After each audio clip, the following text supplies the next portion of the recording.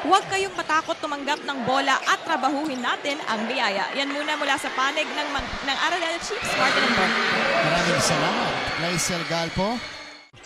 Yun na nga. Katulad nung second quarter natin. Yun na nga. So let's see. Dapat dito umatake ang Arellano. Oh, Basti Valencia. What a fadeaway. Going downhill. That one rolls out. Arellano has a chance to inch closer. Valencia with a spin. Yes!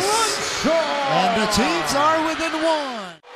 Turning the ball over. Ito yung atake ni Valencia. Actually, it's a 3-on-2. Kaya lang, di akin na to. Hirap na, no? Oo, di ba? Ano na lang eh. Talagang Different lineup deployed. they're really looking for final on that elevator action.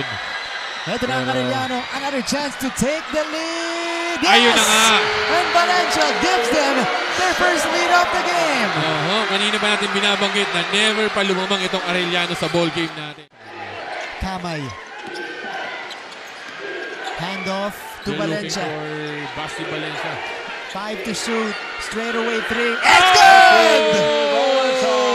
Basti Valencia with his first triple of the game, and Arellano has now extended their lead to 3. Biggest lead at 3. Kanina, isa na. Oo, diba? ito 3 na at least. Kaya pala hinahanap nila si Basti Valencia. They're looking for Basti Valencia for